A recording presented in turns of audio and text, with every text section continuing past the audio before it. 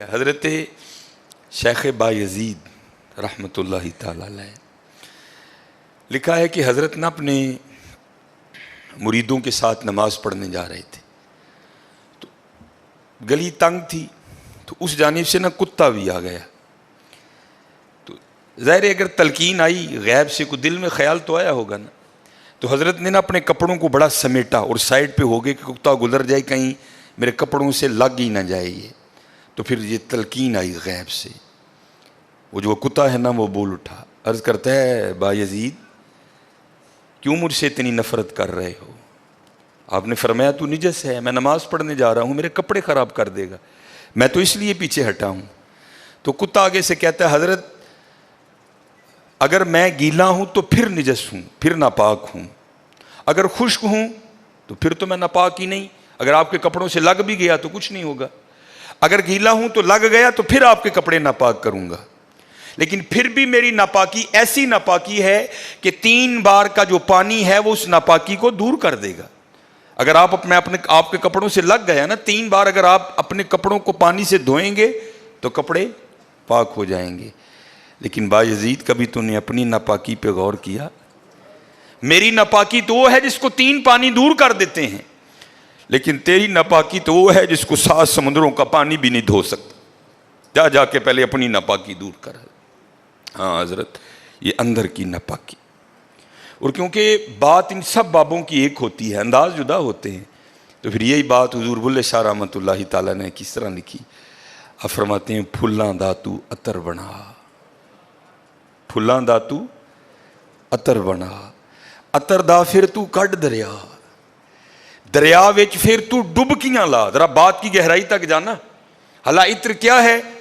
تھوڑا سا شیشی پہ لے کے اپنی ہتھیلی پہ لگایا, اس طرح کر کے جسم پہ لگا دیا, جہاں سے گزرو گے وہاں سے بھی پتہ چلے گا اس بندے نے عطر لگایا ہے. اگر تھوڑی امپورٹڈ شیشی ہے تھوڑا سا خود پہ سپرے کر لو, جہاں سے گزرو گے وہاں سے بھی پتہ چلے گا کہ اس نے عطر لگایا. عطر تو اتنا سا بھی ہو تو وہ بو کو دور کر دیتا ہے, ختم کر دیتا ہے وہ. لیکن کتنا گہرا مصرع ہے, پھلاں دا تو عطر بنا, عطر دا پھر تو کڈ دریا.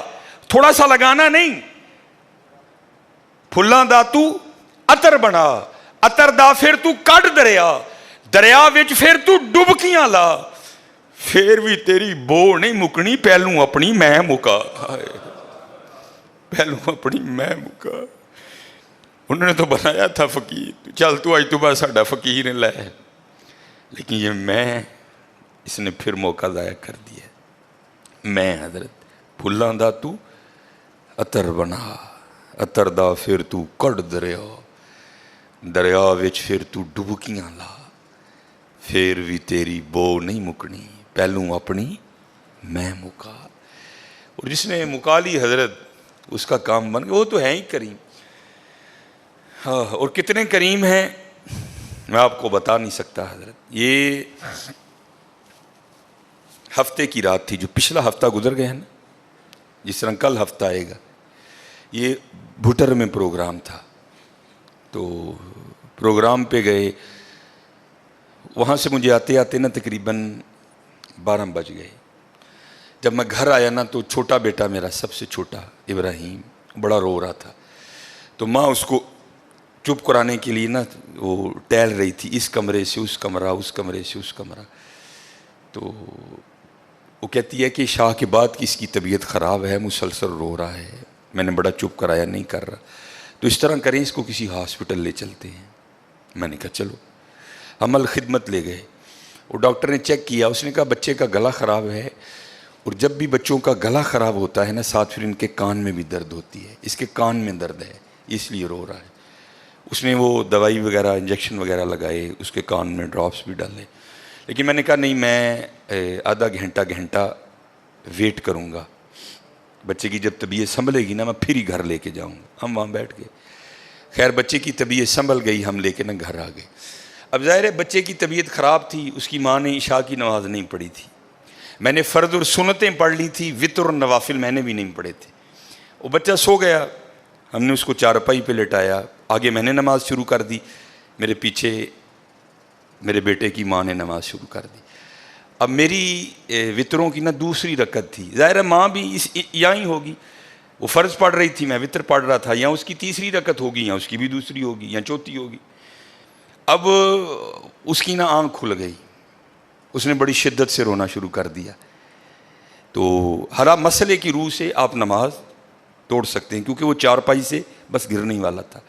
دودھ ابل رہا ہے، بی بی نماز پڑھ رہی ہے، نماز توڑ کے دودھ بچائے. کوئی کنویں میں گر رہا ہے، نماز توڑ کے اس کو بچاؤ. پہلے توڑ سکتے تھے، لیکن میں نے کہا نہیں، میں نہیں توڑنی. کوئی بات تھا نا حضرت، محبت تو تھی اولاد کی لیکن دل تھوڑا سخت.